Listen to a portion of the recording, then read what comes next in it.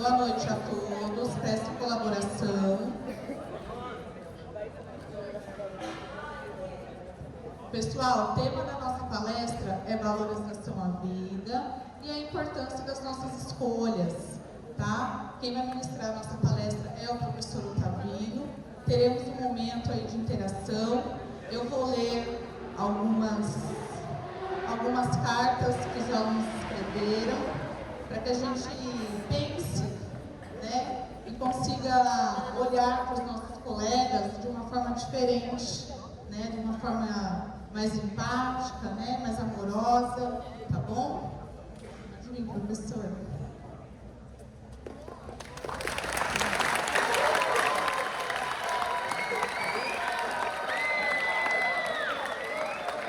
Boa noite. Não é boa noite o meu forte, né? O forte é olá, olá. Pessoal, eu preparei aqui um discurso para falar aqui com vocês hoje, mas assim, todos vocês me conhecem e sabem que o que eu gosto mesmo é de ouvir vocês falar, né?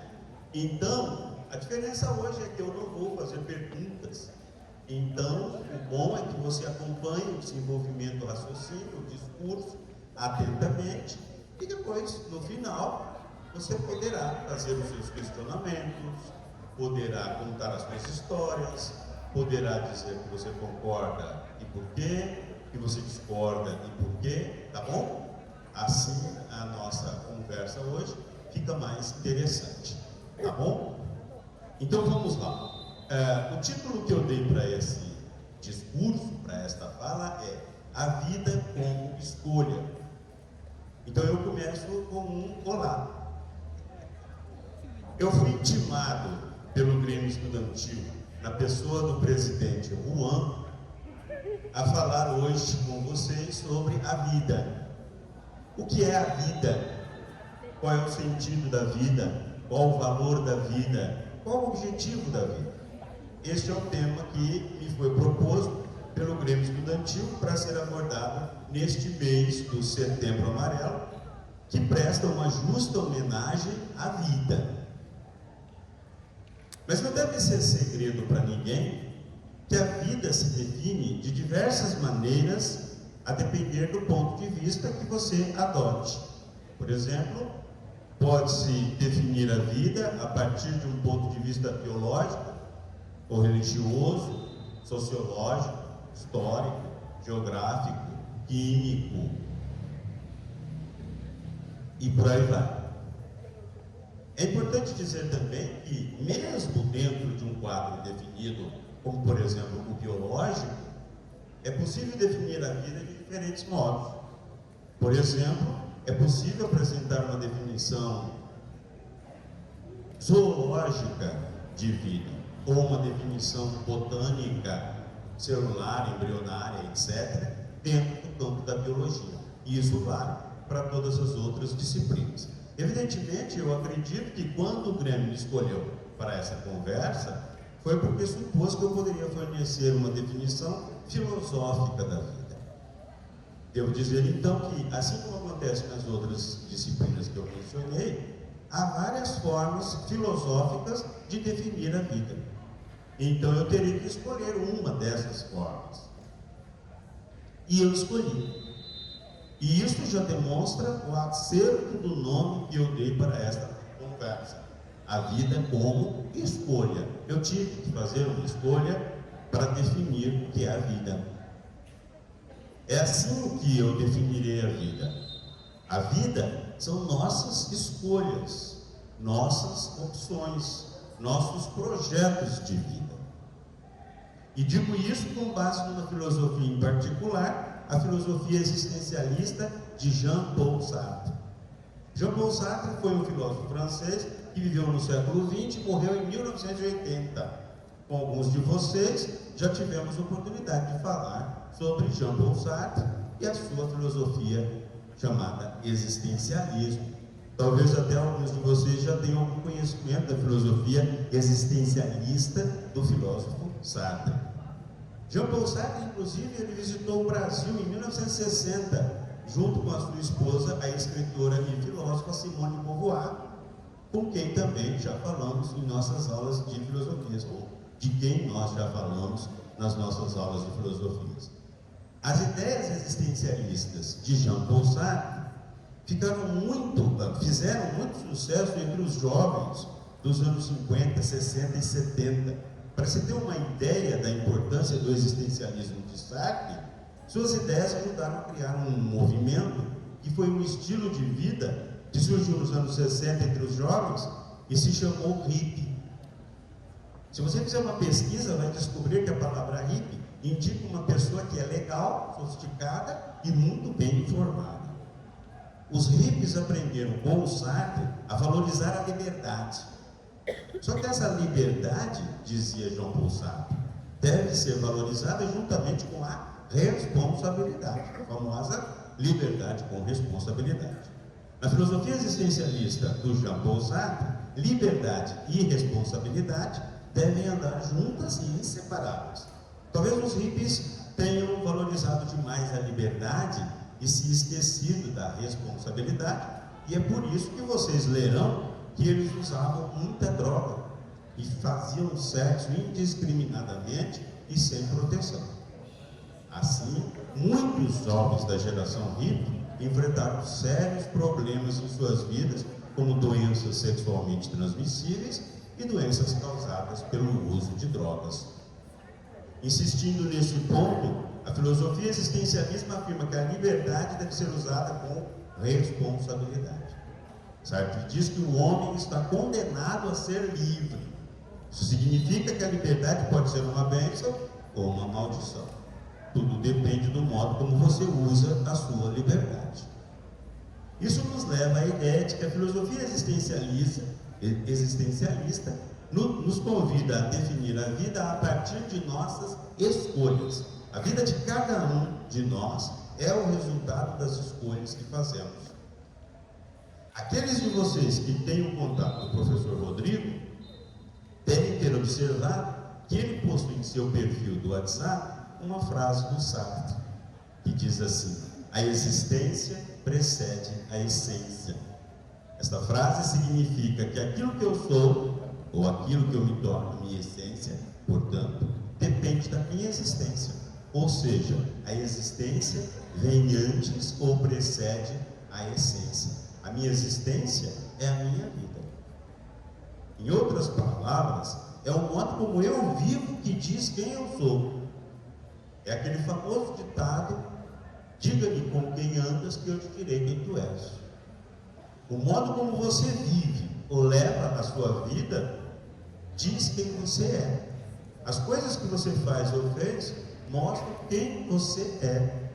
As pessoas te conhecem a partir daquilo que você faz. Todos nós aqui nos conhecemos muito ou pouco e sabemos, a partir das atitudes de cada um, como cada um é. Assim, a sua vida mostra quem é você. É por isso que eu concordo com a filosofia existencialista quando ela diz que a vida é escolha. Nós é que escolhemos a vida que queremos viver e, consequentemente, quem somos ou seremos. Jean-Paul Sartre diz que mesmo quando você não escolhe, você escolhe. Ou seja, a não escolha é uma escolha. Você escolheu, não escolheu. E é claro que as nossas escolhas ou não escolhas têm consequências boas ou ruins. Geralmente, quando passamos por coisas ruins na vida, é porque fizemos escolhas que levaram a essas coisas ruins. Se fizemos boas escolhas, geralmente recebemos em troca coisas boas. Eu digo geralmente porque de fato nada é garantido. Estamos no campo das possibilidades.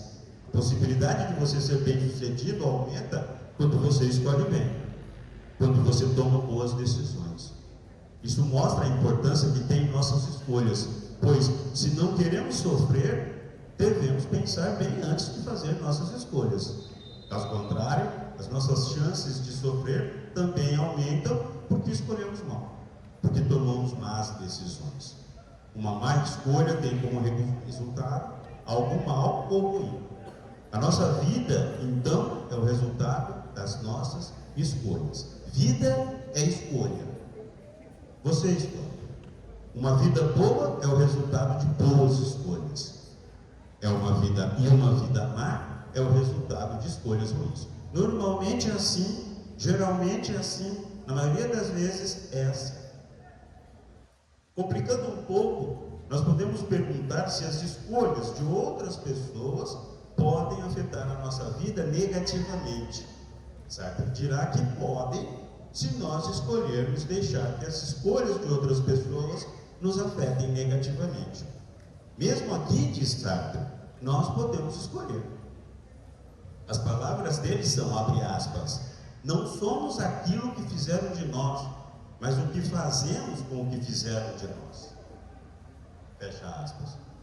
Nós podemos escolher transformar algo ruim que fizeram conosco em algo bom e não o contrário. Se não fizermos assim, colaboraremos com o mal que nos fizeram, pois o mal que nos fizeram neste caso será ainda maior, porque nós deixamos isso acontecer. Ou, para usar a ideia do existencialismo, escolhemos que o mal predomine e domine sobre nós. O outro venceu. E é por isso que Sartre diz que o inferno são os outros. Os outros podem nos prejudicar se escolhermos e deixarmos que isso aconteça. Recapitulando, nossa vida é o resultado das escolhas que fazemos. Se fizermos más escolhas, nossa vida terá grande chance de ser ruim. Se fizermos boas escolhas, nossa vida terá boas chances de ser boa. Em suma, vida é escolha. Sua vida, minha vida, nossas vidas, é o resultado daquilo que escolhemos fazer para nós e por nós. Sofremos porque escolhemos mal. Somos felizes porque escolhemos bem. Quanto ao mal que os outros podem nos causar, escolhemos não permitir que isso aconteça, ou faremos o maior esforço que estiver ao nosso alcance para que o mal seja o menor possível. Aqui entra um detalhe muito importante. Nossa saúde mental depende de nossas escolhas de vida. Se não pensarmos nas escolhas que fazemos na nossa vida, corremos o risco de sofrer mentalmente e fisicamente. E os resultados podem ser terríveis, como vocês podem imaginar. Então, se você quer evitar todo tipo de sofrimento, seja físico, seja mental, pense bem nas coisas que você escolhe fazer na sua vida. Se fizer boas escolhas na vida, sua vida será boa e feliz. Se fizer más escolhas, sua vida será ruim e infeliz. Nos dois casos, só haverá um único responsável, você. Para terminar, eu quero trazer para vocês mais uma frase de Jean-Paul Sartre. Ele diz assim, abre aspas, o homem é, antes de mais nada, um projeto que se vive. O homem será, antes de mais nada, o que tiver projetado ser. Fecha aspas. Vejam vocês que a ideia de projeto de vida está lá na filosofia existencialista do Sartre. Não é uma ideia desse ou daquele governo. É uma ideia filosófica. Você será aquilo que é o seu projeto de vida. Se você não tiver um projeto de vida, eu pergunto a você, como será a sua vida? O que será a sua vida? Só a sua vida poderá responder, só você poderá responder. Muito obrigado.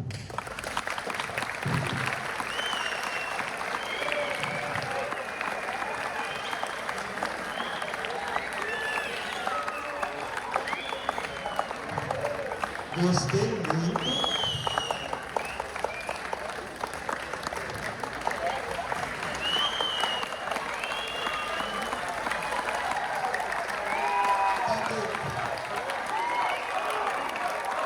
Vocês estão de parabéns, né? Muito bem. Agora, antes de passar a palavra para vocês, Antes de passar a palavra para vocês, eu gostaria muito que alguns de vocês falassem também.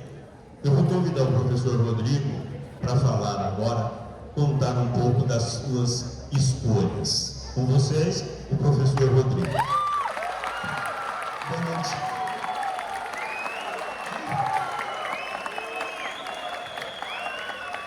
Nossa, não esperava.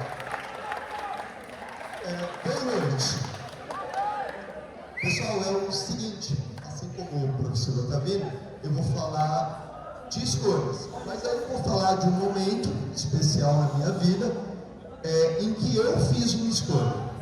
Não foi uma escolha legal, não foi uma boa escolha, foi uma escolha tomada no calor de um momento, que trouxe consequências negativas, mas que, por sorte, eu ainda estava a tempo de fazer uma nova escolha.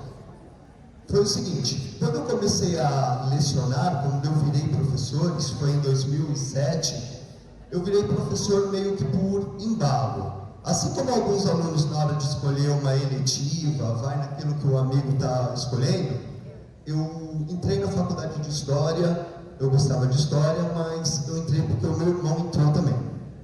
E aí eu fui meio que no embalo. Virei professor, gostei, mas eu acho que eu ainda não senti aquela paixão por dar aula, que é essencial em qualquer profissão, e principalmente uma profissão tão difícil como a nossa. E aí chegou um determinado momento que eu estava assim, com perdão da expressão, eu estava de saco cheio. Eu não aguentava mais brincadeiras pequenas dos meus alunos. E eu explodia na sala de aula por qualquer coisa.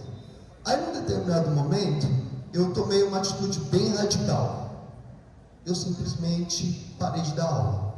Eu pedi para romper o meu contrato no estado e saí fora. Arrumei um emprego no telemarketing e vida que segue. Cara, foi horrível. Foi horrível. Assim, emocionalmente foi horrível. Eu senti que eu perdi a minha identidade. Eu morava no mesmo bairro onde eu dei aula por anos. E eu fugia de ex-alunos, porque eu ficava com medo deles falarem: oi, professor! E eu não era mais professor. Aquilo me fez muito mal. Financeiramente também, porque eu não tinha motivação para ir trabalhar, então eu faltava muito e aí tinha um desconto enorme na minha folha de pagamento. O problema é que eu já era casado, morava de aluguel e já tinha uma filha. Então começou a afetar também.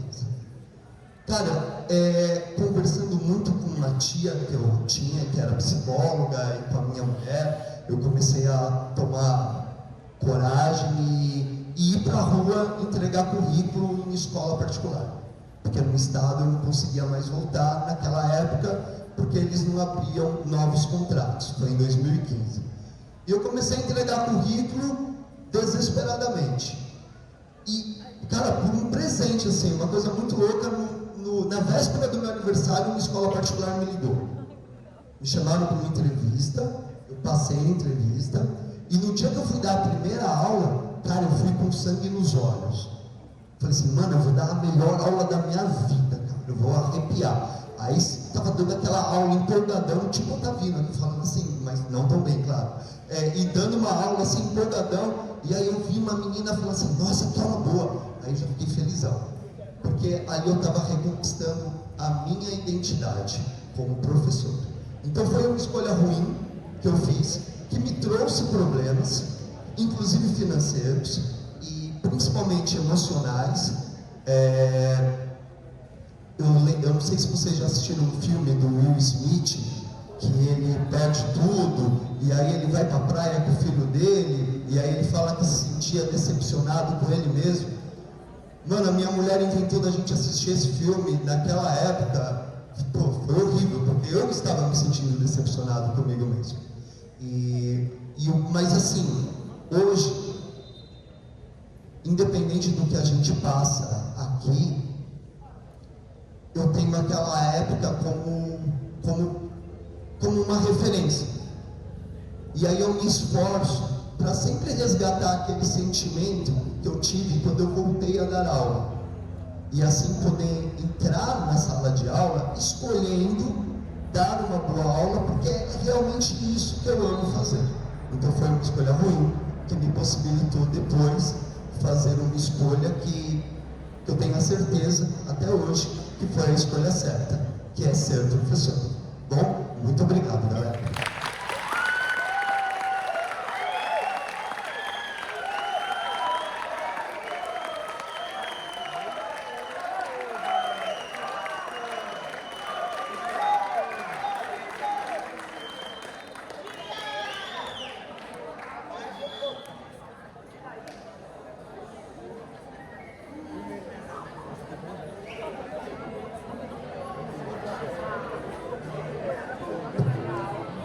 Pessoal, todos passam ali pelo mural e vem uma mensagem ali, né? Não sei se vocês pararam para ler, e tem lá uma pergunta: como você está se sentindo hoje? Eu fiz um trabalho com as minhas turmas, um projeto de vida, que eles tinham que escrever sobre uma saudade, sobre a falta de algo, alguma coisa. E eu gostaria de compartilhar com vocês, para que vocês refletissem também, né, quando você vê seu colega ali meio tristinho, meio para baixo, ou até mesmo às vezes meio arrogante, mas a gente tentar entender por que ele está daquele jeito, naquele dia, sendo que aquele não é o normal, o natural dele, tá bom? Não são cartas anônimas, que a ideia não é expor ninguém, e sim uma reflexão, tá bom? Vamos primeiro. Sinto falta do meu pai. Éramos muito próximos, a ponto de compartilhar todas as minhas mágoas e sentimentos.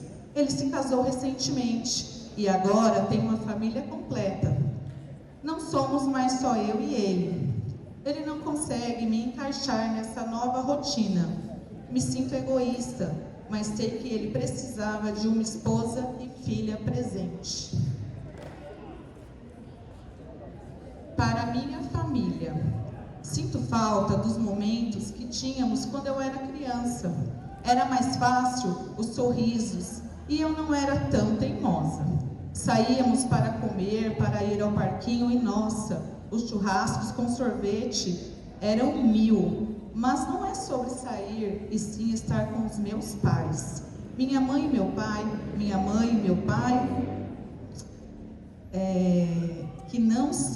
que eu não os amo, pois brigamos muito. Mas eu amo demais, amo incondicionalmente. Sinto falta da minha família unida e de quem a unia. Sinto falta da minha inocência e da minha infância. Sinto falta de mim mesma, da criança que eu era. Sinto falta também de ser a filhinha do papai, de quando ele era presente na minha vida. Sinto falta da minha infância, mas aquela ponte em que vivi coisas boas. Sinto falta da infância, de ver a vida com outros olhos, a inocência e o amor de um coração puro.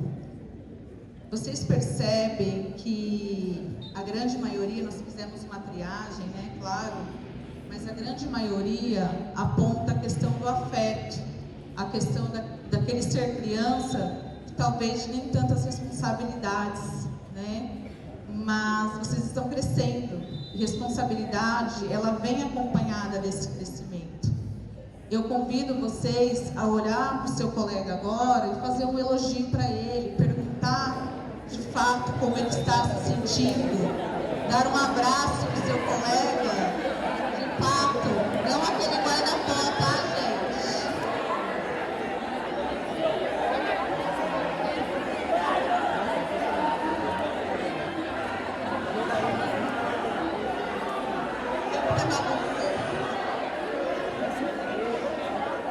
Pronto, pessoas?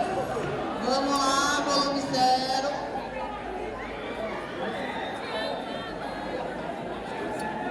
Vamos lá. Pronto?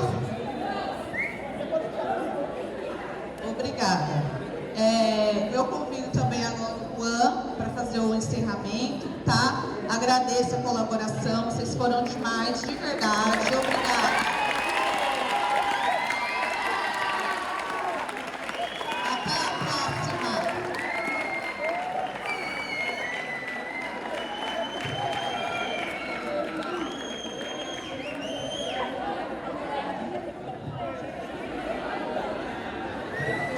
Bom, gente, boa noite, né? Vocês sabem, eu sou o presidente do Grêmio. E essa ação foi desenvolvida pelo Grêmio, como vocês viram, não focado na depressão, na ansiedade, né? No suicídio, porque a gente não queria abordar isso, né? Setembro Amarelo é sobre o combate ao suicídio, sobre tudo isso, mas também é sobre a saúde mental, ao amor próprio, a você ter empatia com o outro, olhar para a vida do outro. Às vezes você olha para o seu amigo, ele está diferente, mas você não pergunta o que acontece realmente na vida dele, você não dá um elogio, você não procura saber como que ele está. Então, fazendo esse projeto, a gente percebeu sobre muitas coisas que acontecem na vida dos outros e que às vezes acontecem com a gente também, mas a gente não percebe quando acontece com o outro, né? E falar um pouquinho também sobre o projeto da ID, que cada um teve sua interpretação, né? Não foi muito explicado, mas sobre... Ali foram colocadas 3 personalidades, e as personalidades é para você citar 3 qualidades. A reflexão que eu entendi foi: quando você olha para uma pessoa que você não conhece, você consegue facilmente citar uma qualidade. E quando você olha para você, você não consegue tão facilmente assim citar uma qualidade sua, porque a gente olha muito para o outro e não pensa em nós mesmos. A gente às vezes não pensa o quanto nossa vida é importante, o quanto outras pessoas amam a gente, o quanto a gente faz o dia de outras pessoas felizes, o quanto a gente é tão especial assim, sabe? E o Setembro Amarelo, além de ser o combate ao suicídio, é sobre cuidar um do outro. E eu queria que todos cuidassem um do outro, igualmente. Obrigado.